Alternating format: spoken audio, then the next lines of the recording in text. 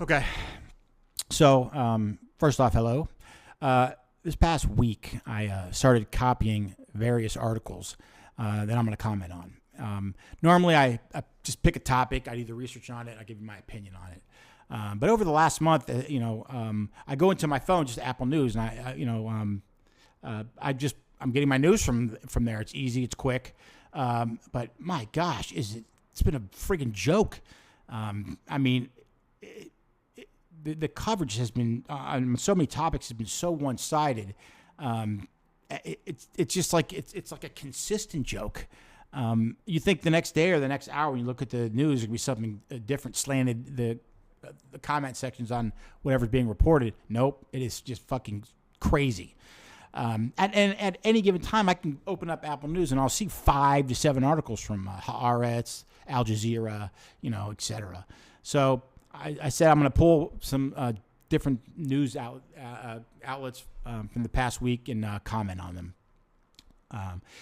The first one I want to comment on, New York City is my favorite city in the world. And, I mean, certainly not in the wintertime, the end of fall, but I love New York a lot. I lived out there for almost 7 years, 5 years in Hoboken. Well, 3 years in Hoboken, 2 years in Jersey City, 1 year in the city, and 1 year in Long Island. Almost 1 year in Long Island and in the city. Anyways, I love it there. Absolutely love it there. And and besides that, I've just gone there a bunch of times. It's always been the best restaurants. It's the city itself was just very clean, and safe. I mean, there was never an issue. That's from just walking around at noon, grabbing lunch, or coming home from the bars at 3 a.m. hammered. I never felt that I wasn't safe at any time. About a year ago, I went to the city and I met a friend, and we went out. We walked the city all over the place. A bunch of stores. It was a lot of fun. But it was the first time when I was walking around and I said something to her. I'm like, not only does this place look like shit, but I feel a little bit uncomfortable. I mean, it's kind of dangerous out here. I felt dangerous. Never, ever had that feeling prior to that, ever. So, I mean, the reason I bring this up was I last week I saw an article pop up that somebody fucking cold-cocked Steve Buscemi. And I met him once. I met him outside at the Columbus, Ohio airport. And I talked to him for a good 10 minutes, maybe a little bit more, maybe a little less. But the guy couldn't have been any nicer. But he's also a small dude. And they fortunately got the guy that cold-cocked him. But my gosh, they have got to prosecute this guy to the fullest extent of the law. This is the kind of shit that people are going to shy away from going to New York. And it's got to be, he's got to be held accountable. So the rest of the city, or people that are fucking around in the city, making it uncomfortable, dangerous, etc., that they know this is the kind of punishment that's going to happen if you cause this kind of trouble.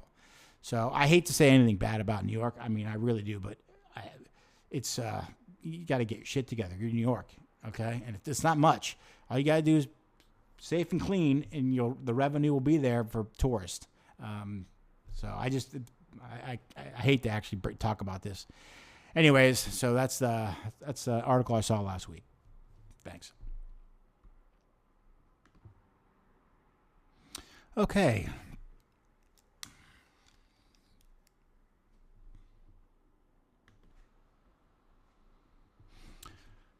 All right, on Thursday, who's this from? The Hill says Sanders says he will boycott Netanyahu's speech. Senator Bernie Sanders said Wednesday that he would not attend any speech by Israeli Prime Minister Benjamin Netanyahu in Congress, adding to rising pushback from Democrats against Speaker Mike Johnson's effort to send an invitation. I did a segment on Bernie Sanders. I advise you to go back and listen to it. And the only thing I'll add to that is that Bernie Sanders can go fuck himself. Okay, here's who's this from? From Haaretz.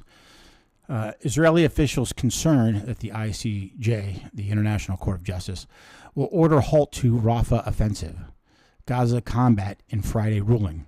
Israeli officials fear that the court, which did not previously order Israel to stop the war in Gaza, may take a tougher stance against Israel's military offensive this time, potentially exposing it to international sanctions.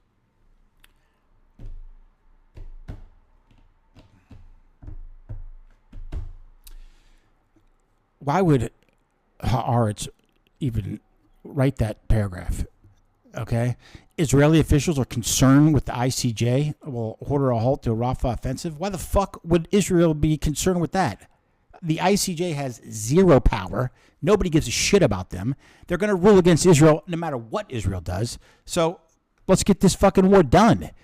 I mean, come on. Why would, gosh. May take a tougher stance against Israel's military offensive this time. What does that mean? What are they going to do? Israel has a job to do. Okay? They're in a war they didn't start. And they're going to fucking finish it. My gosh.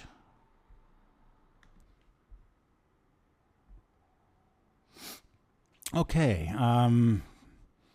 Thursday, 5/23. From Reuters. European countries' recognition of Palestine deepens Israeli isolation. Already under global pressure over the mounting toll from the war in Gaza, Israel slipped further into international isolation on Wednesday after 3 European countries broke with their main EU partners and decided to recognize a Palestinian state. So, you have Ireland, Norway, and Spain. I believe those are the 3 they were referring to in the article. Ireland is 94.9% white. Norway, 95% white. Spain, 89.9% Spanish. I don't bring those up just to show the whiteness of the countries. I bring it up because they're homogenized societies. Okay, Spain has a few more minorities than others, but Ireland and Norway, no. It's not easy to deal. It's very difficult for Ireland, Norway, Canada, Mexico, whomever. It's not easy to understand and deal with countries that want to murder you on a daily basis. So if, let's say, 15, 20% of Norway was waking up every day, going to school or, going to school, and their entire thought process was, how do I murder a Norwegian today? How do I rape an Irish girl tomorrow? That's their thinking, and that's how it is in Gaza. So you 3, what the fuck are you 3 doing? Like putting your nose in any of this? You have nothing to do with what's going on over there. Nothing, except put a little bit more pressure on Israel's back. For what? You don't live there. These countries just piss me out of nowhere. Norway, Norway, really? What are you going to do? What the fuck is Norway and Ireland going to do and Spain going to do? Nothing. So, all they do is cause themselves out, and we'll remember all this, for years and years to come. For whatever you did, which is going to amount to zero. Anyways, it's bullshit. You guys have no business. Disgusting. Okay, where are we at? Looks like May 24th. Let's see here. These guys are... This is from the AP. Top UN court orders Israel to halt military offensive in Rafah, though Israel is unlikely to comply. Yeah. At The Hague, the UN top court ordered Israel on Friday to immediately halt its military offensive in the southern Gaza city of Rafah, but stopped short of ordering a ceasefire for the enclave. Although Israel is unlikely to comply with the order, it will ratchet up the pressure on the increasingly isolated country. Again, these fucking clowns in the UN, my gosh, they have no clue as to. It's just so frustrating to. and the AP to write it like this. I mean, criticism of Israel's conduct in the war in Gaza has been growing. Really? Israel, I've said it before, I'll say it again. In the history of wars, in the history of conflict, Israel has done more to hinder civilian deaths ever. If they wanted to fucking, go in there and kick some serious ass, the thing would have been done in maybe 2 days. Nope. Because of the pressure, they put their own soldiers at lives and their own soldiers that have passed away. What the fuck is the UN voting for? For what? To stop? You already saw on October 7th what their neighbors will do to them if given the chance, the opportunity. The UN wouldn't bring this up if the roles were switched. I mean, it's fucking UN. Do you have any other comment for these clowns? Hold on.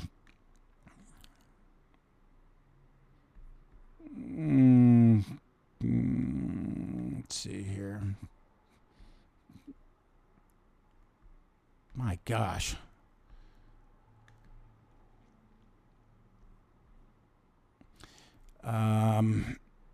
Israeli Prime Minister Benjamin Netanyahu is also under some pressure at home to end the war, which was triggered when Hamas-led militants stormed into Israel, killing 1,200 people, most civilians.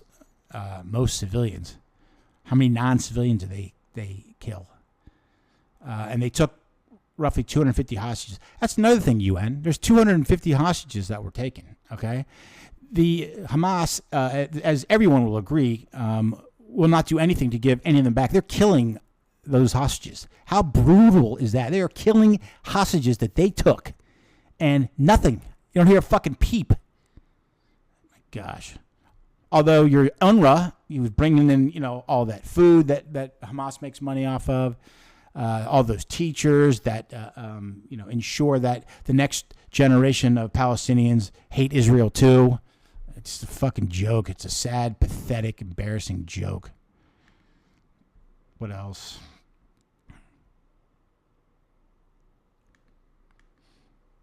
Thousands of Israelis have joined weekly demonstrations calling on the government to reach a deal to bring the hostages home, fearing time is running out. How many is the UN calling Hamas? How many fucking times has the UN contacted Hamas? You can easily get them on the phone and tell them, hey, at this point now, it's been 7-8 months. Okay, just give them the hostages back. How many of those phone calls have made?